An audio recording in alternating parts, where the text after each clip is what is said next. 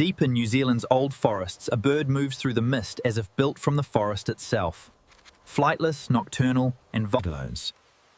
The work begins low to the ground, in a place hidden from open air and weather. Every scrape removes it. Then the hollow changes meaning. It is no longer only shelter, it is a chamber of responsibility. Incubation is not stillness, it is constant regulation, measured in small movements. Warmth must be shared evenly, and every draft at the entrance becomes part of the calculation. Outside, the forest turns cold and loud. Inside, survival is held under feathers. In this forest, survival begins with staying almost unseen. A safe nest is not found whole. It must be tested, cleared, and shaped. The kakapo, a master of stealth, begins the slow work of securing a nesting site. The kakapo, a master of camouflage, begins the painstaking process of crafting a secure nursery. With strong claws, she clears the forest floor. The warmth here is built from fragments, fern, wood dust, moss, and pressure.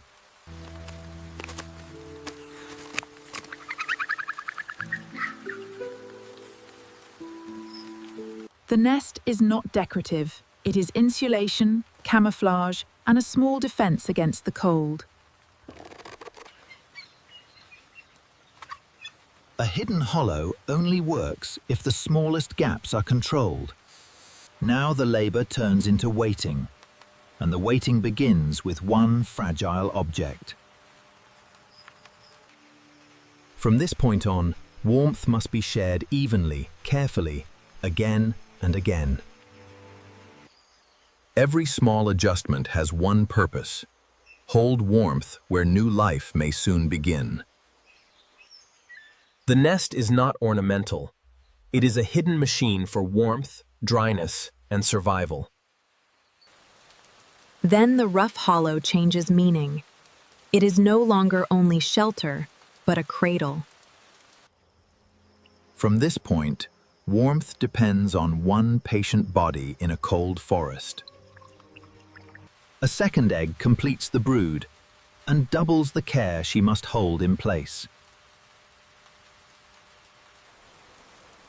Every turn spreads warmth more evenly, but every movement must stay precise. Outside, the weather changes quickly.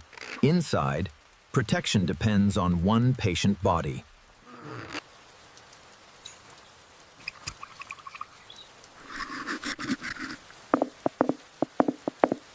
Her objective has narrowed to one quiet task: keep the warmth steady, hour after hour. The incubation continues. Each turn ensures warmth is shared evenly across the fragile eggs. The mother remains steadfast, with time passing through the slow and consistent change of light outside. The slightest shift in weather. In the darkness of the forest, the mother begins her nocturnal search for sustenance. The fruit is her reward.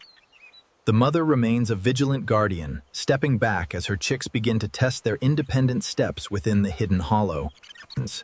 The forest stretches before her, the world now open for her chicks to explore, their independence beginning. Their first... Inside the hollow, the first sign of life is almost too small to hear. Every movement has to be exact. Warmth protects them, but weight could harm them.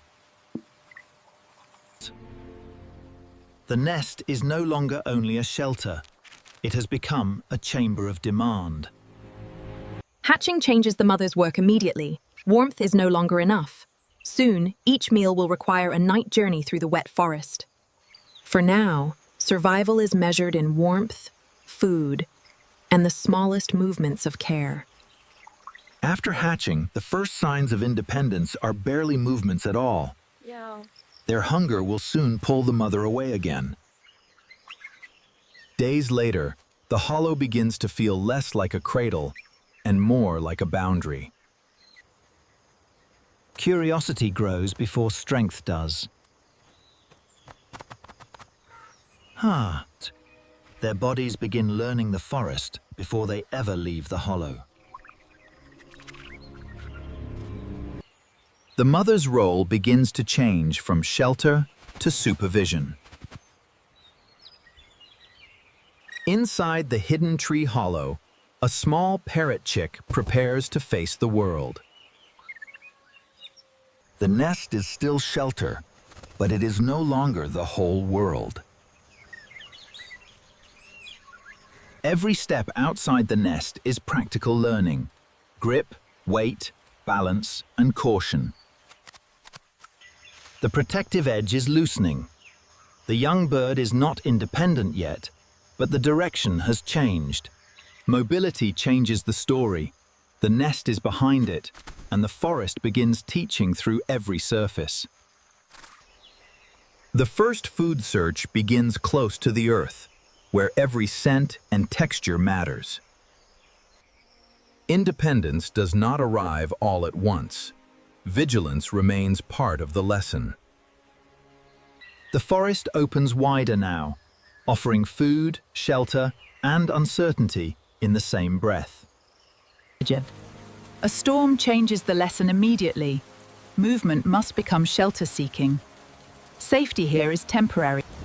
Safety here is temporary, built from instinct, patience, and the smallest dry space.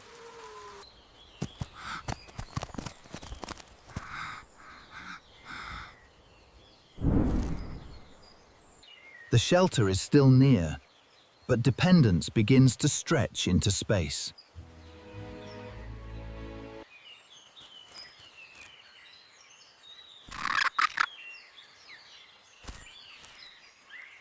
Protection has not vanished, it has simply become more distant. A small crossing marks a larger change. The forest is no longer only a threat. Foraging begins as trial and error.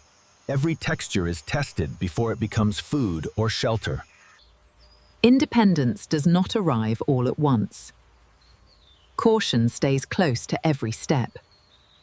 The forest offers food, but never without information. Scent, sound, shade, and risk.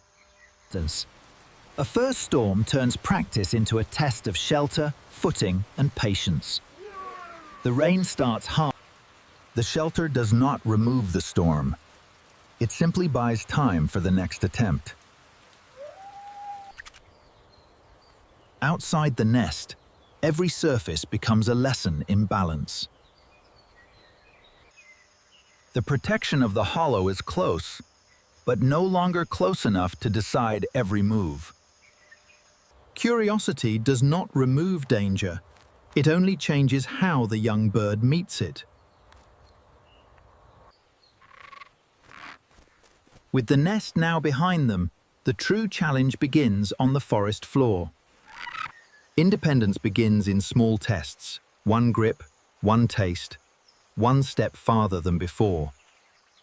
For the first time, the forest is not just shelter. It is something to read, test, and search. The forest thrives after the rain, a humid haven of green. The kakapo navigates the ancient logs.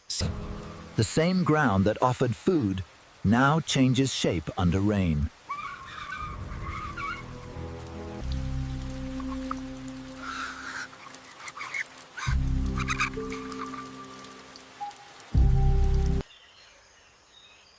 Survival begins as a series of awkward solutions the body remembers.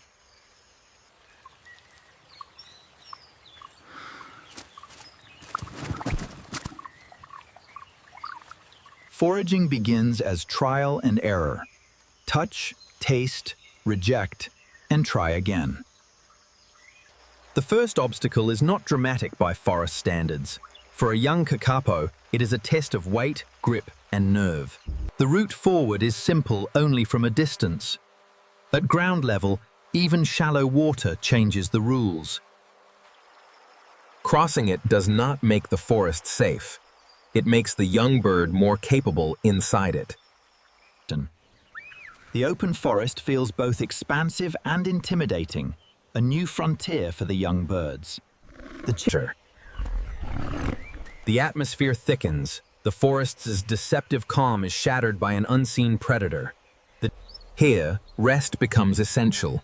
Every movement outside the hollow is a reminder of the dangers lurking beyond. The storm has passed, but the forest remains alive with tension. Inside, all is calm. Outside, the world admiral. Leaving the hollow, the quiet becomes a distant memory as the forest welcomes uncertainty. For the first time, the young bird must read the forest without the shelter of the hollow. A young kakapo survives less by speed than by stillness, concealment, and choosing cover early. The decision is simple and severe. Avoid open ground, trust the feet, keep moving. It is not flight. It is balance, grip, and a body learning how to escape on the ground. Each small choice becomes practice.